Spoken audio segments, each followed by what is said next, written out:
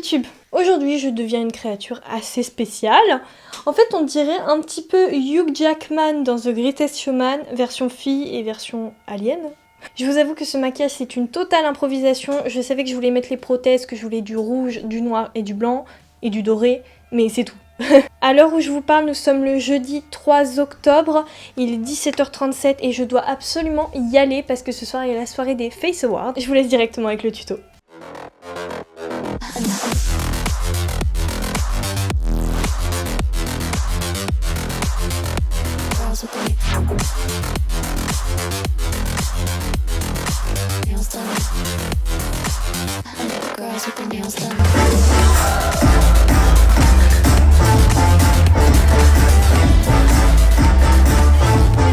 Mais d'où m'est venue cette idée? C'est tout simplement parti d'un dessin que j'ai ensuite sculpté sur mon facecast en plâtre entier, comme ça j'avais vraiment tout mon visage et je savais que ça allait parfaitement s'adapter à ma morphologie et ensuite j'ai sculpté ça à plat.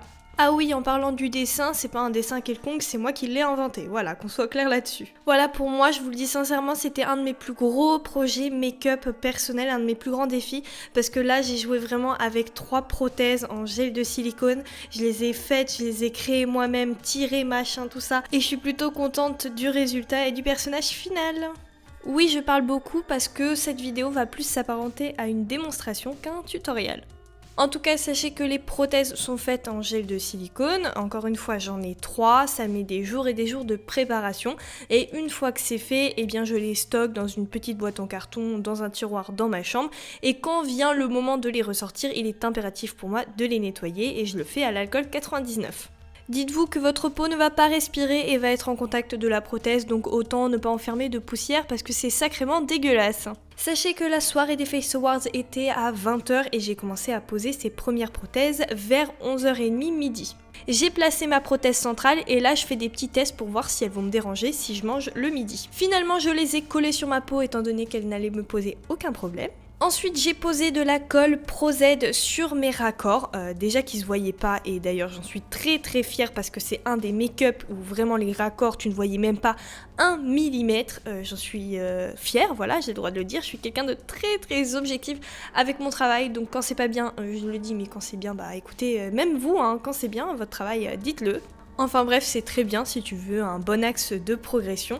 En tout cas, sachez que j'ai bien mis de la colle Pro Z, comme ça va bien solidifier les bords et ma prothèse, je suis sûre qu'elle ne va pas se décoller. Une fois que c'est fait, la colle, elle colle, donc je vais rajouter de la poudre libre RCMA et je vais la retirer avec une éponge imbibée d'eau. Cette étape n'est pas forcément obligatoire, mais c'est vrai que des fois, elle peut aider à avoir des raccords un petit peu plus jolis. Enfin, moi personnellement, j'ai pas eu ce problème-là dans ce make-up, mais voilà, petite astuce. Maintenant, je passe au fond de teint parce que ma peau est beaucoup trop moche pour les prothèses qui sont bien uniformes.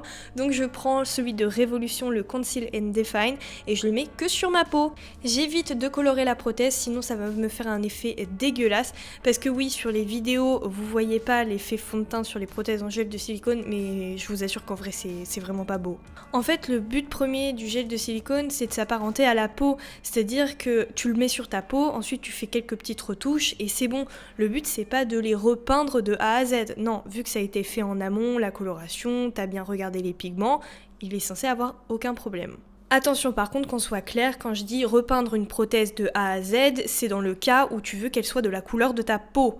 Là dans mon cas je pars sur une créature fantastique, freak show, donc la coloration je peux pas la maîtriser, mais au moins je pars sur une coloration de mon silicone qui est similaire à ma peau. Voilà, donc ma peau elle est tirée un petit peu vers le jaune, et oui c'est comme ça, mais je vais rajouter des petits pigments naturels avec des crachotis rouges qui viennent de ma palette Skin Illustrator. Oui, elle est peut-être un petit peu trop jaune en fait, je pense que la teinte que j'ai mis pour colorer le silicone s'est oxydée, et oui c'est la vie. J'aurais pu rajouter des crachotis violets, mais bon, étant donné que je savais que j'allais avoir une coloration assez intense et colorée, je me suis dit c'est bon, je vais partir sur cette base là, ça fera amplement l'affaire. Je vais prendre mon aérographe et une teinte Pro Air de couleur rouge. Oui, pourquoi le rouge? Parce que je savais que ma tenue était rouge, donc je suis partie sur cette base là. En fait, ce que je voulais faire, c'est colorer les profondeurs de ma prothèse, de ma sculpture, et ensuite les dégrader avec des petits filaments sur ma peau. J'adore vraiment faire ce type de coloration. Voilà, je pense que je commence un petit peu plus à me trouver parce que je me suis pas mal entraînée pendant Halloween au niveau de l'aérographe et c'est un des designs que je préfère le plus. Alors sachez que pour ce design, je le fais totalement de manière aléatoire. Justement en fait, le fait que ce soit aléatoire, ça donne cet effet naturel et vrai. Ensuite, je prends un Pro Air de couleur noire et je viens accentuer les profondeurs de ma sculpture tout en gardant cet effet veine qui vient disparaître vers le centre de ton visage. Et une fois que c'est fait, bien évidemment, je vais rajouter des petits points de lumière pour rajouter du contraste. Sauf qu'en fait, pour vous dire la vérité, le Pro Air blanc, il n'est pas du tout assez opaque et donc ça m'a fait un effet trop transparent. Donc en fait, avec les mélanges, ça s'est apparenté à du violet. J'ai pas trop compris pourquoi. Même si c'est pas dégueulasse, c'était pas forcément l'effet que je voulais, mais j'ai fait quand même avec et j'ai improvisé comme ça. Je pense que maintenant vous commencez à me connaître, du moins vous pouvez situer mes goûts et c'est vrai qu'à ce moment-là j'ai repris mon aérographe et mon noir et j'ai créé des petites taches comme si c'était des imperfections de la peau et ça va donner cet effet naturel, en plus ça va donner un petit peu de plus de précision, enfin je sais même pas comment décrire ça mais j'aime bien cet effet là, c'est tout, j'aime bien. La seule chose à retenir, c'est de ne pas faire d'interruption entre le visage et le cou, voilà, comme ça fait quelque chose de très homogène. Sauf que le problème, c'est qu'au niveau de ma tenue, j'avais pas prévu ça, mais il y avait un choker intégré et ensuite il y avait un décolleté et ça j'avais carrément zappé. Conclusion, j'aurais dû descendre un petit peu plus mes veines, mais le problème c'est que je m'en suis aperçue trop tard et j'avais plus de temps. Concernant le maquillage des yeux, j'ai dessiné mes sourcils de couleur noire, comme ça contraste bien avec mes prothèses. Ensuite, j'ai ajouté ma base P. Louise numéro 2 et je prends la palette en collaboration Révolution Alexis Stone. Dans mon pli de paupières interne, je dépose une couleur rouge et ensuite vers l'extérieur, je dépose du noir. Je dégrade ma couleur rouge avec une couleur encore plus rouge et vibrante et je déplace cette même couleur pour dégrader le noir qui est à l'extrémité. Bien sûr, je reporte le même procédé au niveau de mon ras de cils. Le but, c'était d'avoir une bonne continuité avec la coloration de mon visage qui tourne vers le rouge, le noir et le blanc. Donc tout simplement, je suis partie là-dessus en me disant que je voulais un petit peu plus de contraste, c'est-à-dire que j'ai vachement misé sur du noir et c'est pour ça que en ayant dégradé les deux couleurs qui étaient sur mon creux de paupière, j'ai rajouté sur ma paupière mobile un noir.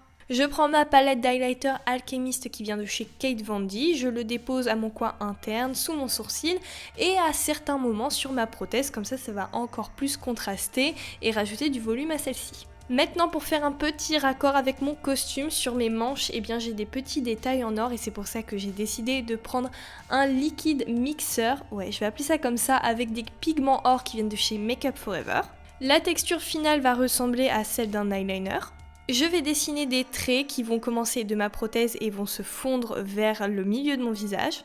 Je rajoute quelques petites taches pour faire un petit peu effet paillettes d'or, donc j'en rajoute un petit peu de manière aléatoire et sur les endroits de lumière, donc là où il y a plus de volume au niveau de ma prothèse. Une fois que c'est fait, je rajoute des faux cils et un petit peu de paillettes or sur ma paupière mobile. Comme ça fait un beau rappel et ces paillettes viennent de chez Primark, c'est vraiment super cool. Pour la bouche, elle sera rouge et bien sûr qui dit rouge dit mon rouge à lèvres préféré, c'est celui de chez Sananas Beauty. Et je rajoute une perruque noire et blanche pour faire un rappel avec ma tenue. J'espère que cette transformation t'a plu. Personnellement, je me suis éclatée à la faire, même si j'ai été pris un peu avec le temps, là ça m'a un petit peu saoulée. Disons que j'aime beaucoup le résultat. Bon, je vais refaire mon petit discours de d'habitude. Si tu aimes bien mon univers, mon travail, n'hésite surtout pas à le partager. Bien sûr, à laisser un petit commentaire d'encouragement, un petit like et à venir me rejoindre sur Instagram. Allez, bye!